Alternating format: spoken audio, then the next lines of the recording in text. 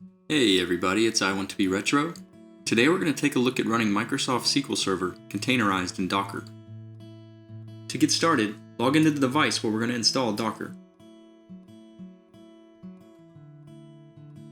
First, we'll use apt-install to install a few prerequisite packages required to run Docker.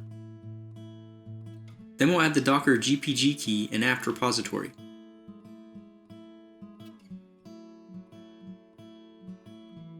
Followed by another apt install to install Docker, Docker Compose, and Containerd. With the Docker packages installed, we'll make sure the Docker service is started and enabled, add the current user to the Docker group, then re-authenticate the current user for the group change to take effect. We're now ready to start creating containers. We'll start by creating a working directory for SQL Server to store persistent data in.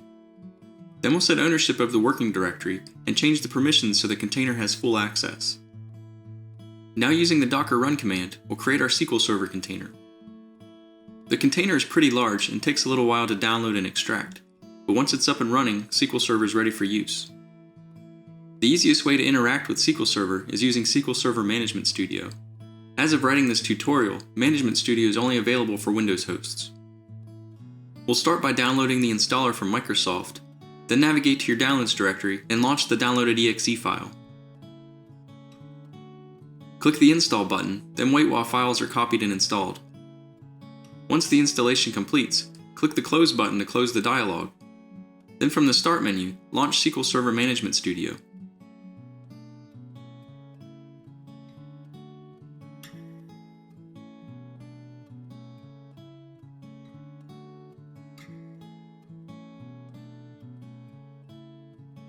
When prompted to connect to a server, set the server name to the DNS or IP address of the Docker host.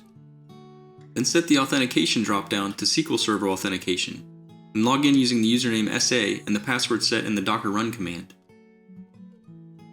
We now have a SQL Server instance running containerized in Docker, along with an easy-to-use management interface.